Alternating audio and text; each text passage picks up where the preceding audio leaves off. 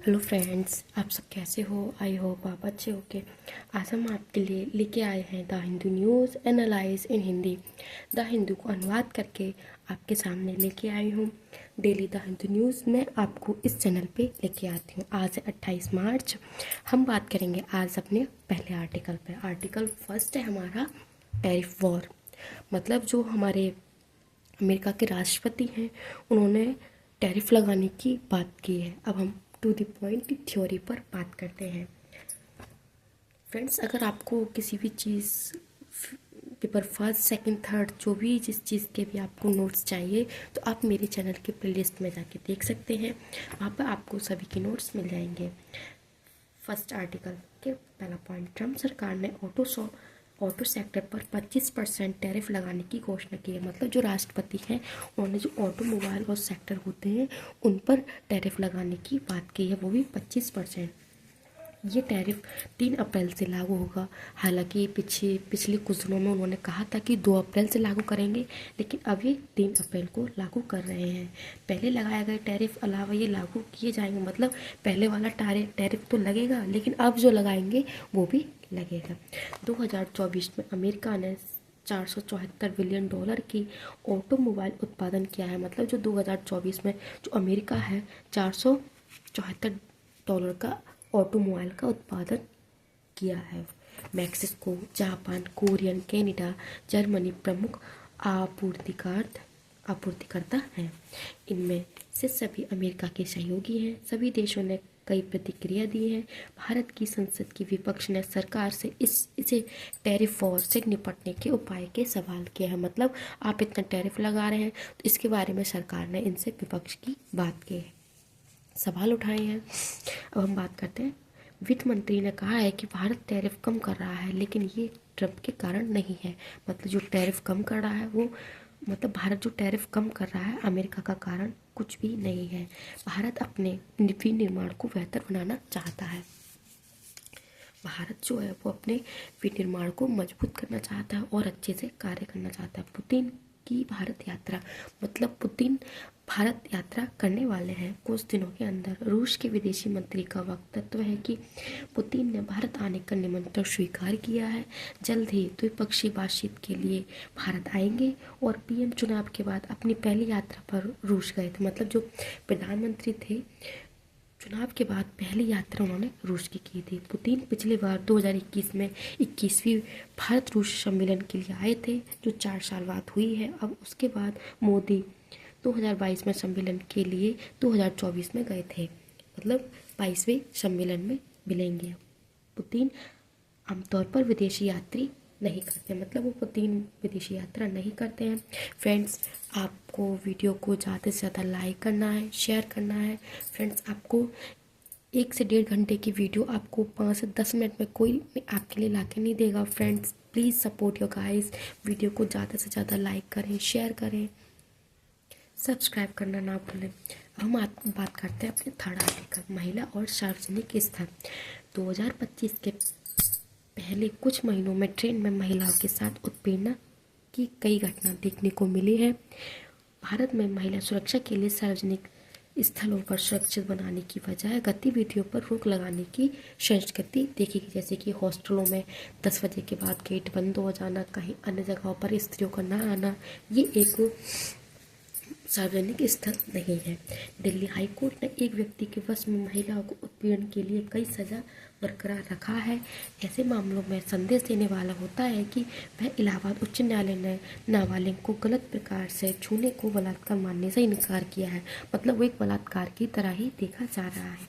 महिलाओं को किसी भी समय वैभव होकर जीने का अधिकार है। मतलब जैसे कि हम बस स्टॉप पे देखते हैं कि महिला वहाँ पर नहीं दिखते हैं, लेकिन वहाँ पे हमें महिलाओं की संख्या बढ़ानी होगी। इस डर को ख़त्म करना है कि महिला ज़्यादा नहीं आती जाती। इसके लिए प्रशासन न्यायपालिका की ओर सहायक होना पड़ेगा। फ्री मूवमेंट रिज्म, फरवरी 2024 में गृह मंत्रालय ने म्यांमार सीमा पर मुक्त आवागमन व्यवस्था को बंद करने की घोषणा की है। 1968 में जनजातीय लोगों के बीच मेल मिलाप बनाने रखने के लिए लाया गया था। मतलब जो जनजाति जो है जो गृह मंत्रालय ने जो सीमा का वो रखा है उसको मिलाने के लिए रखा गया है। पहले इसकी सीमा 40 किलोमीटर तक थी, जो 2004 में घटकर 16 किलोमीटर तक जाने की सीमित हो गई है। सीमा पर कई लोग इतनी दूरी तक अंदर जा सकते हैं, करीब 1653 किलोमीटर तक अंदर जा सकते हैं। उसमें कोई वीज़ा की आवश्यकता नहीं होती। मणिपुर की शिकायत कि ये यहाँ से अवैध प्रवासी और तस्करी होती है, इसके लिए रोकने की योजना है, लेकिन विशेषज्ञों का कहना है कि ये योजना जमीन स्तर पर कई खास भारत सरकार को, मतलब जो हमारी विशेषज्ञ जो जमीन की स्तर रेखा है उस पर कोई खास रोक टोक नहीं है। इतनी बड़ी सीमा पर फेंसिंग लगाना व्यवहारिक नहीं है। बेहतर सुरक्षा के लिए के साथ ही इसे लेने देना चाहिए। अतः लोग आते जाते रहते हैं और उनका सहयोग बना रहता है। अब हम बात करते हैं नेपाल और राजशाही। नेपाल में राजशाही की वापस लेने के लिए प्रदर्शन किया जा रहा है।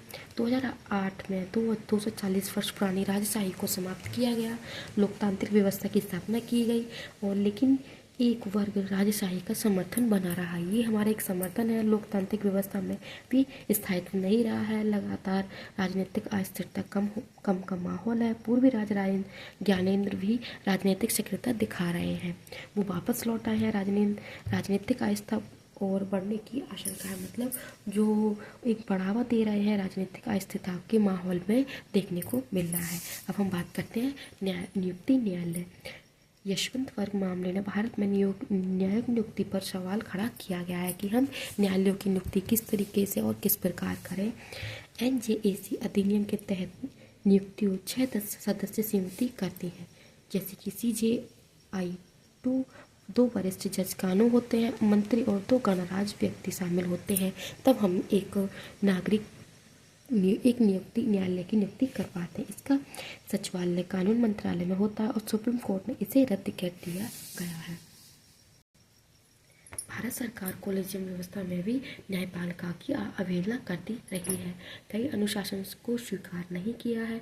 कोलेजियम के द्वारा अनुशासन भेजने के बावजूद नियुक्तियां नहीं की गई है। मतलब कोलेजियम पिछले सालों कई सालों तक जब कोई नियुक्ति का नाम भेजती है तो वो कई सालों तक इसका कार्य चलता है, लेकिन अब साल के अंदर उसका कार्य होना अनिवार्य है। अब हम बात करते हैं भारतीय रक्षा तंत्र। स्टॉकहोम राष्ट्रीय शांति अनुसंधान संस्थान की रिपोर्ट के अनुसार भारत हथियार का दूसरा सबसे बड़ा आयातक है, लेकिन उसके बाद भी आयातक घटे हैं। भारत में वायुसेना आत्मनिर्भर की ओर बढ़ रहा है, लेकिन भारत की यान अमेरिकी निर्भरता के साथ बने रहे हैं। चूँकि यह निर्माता 2 तरफ नहीं, इसलिए अमेरिका उपयोगिता न रहने पर इसका समाप्त कर देगी। मतलब जब वो उपयोग नहीं करेगा तो इसे समाप्त कर देगा। यूक्रेन, अफगानिस्तान, पाकिस्तान इसके उदाहरण देखने को मिलते हैं। भारत की अमेरिका के संबंध की प्रकृति पर ध्यान देने योग्य बात है। फ्रेंड्स, आप सभी को नोट्स कैसे लगे कमेंट सेक्शन में बताना, एंड वीडियो को ज़्यादा से ज़्यादा लाइक करना, शेयर करना, सब्सक्राइब करना ना भूलें। फ्रेंड्स, आपको टू दी पॉइंट्स नोट्स, कोई हैंड राइटिंग नोट्स नहीं देगा। Please support me. फ्रेंड्स, मैं थोड़ा एक 1 पेपर शॉर्ट नोट्स आपके लिए देती हूँ। 27 मार्च में थोड़ा लेट हो गई थी, 28 का मैं आज डाल दूँगी। ये आप देख सकते हैं कि मैंने ये शॉर्ट नोट्स भी आपके लिए अलग से इसमें डाला है। आप देख सकते हैं इसमें to the point,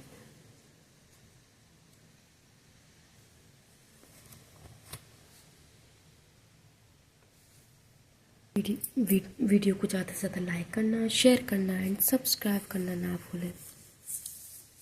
thank you.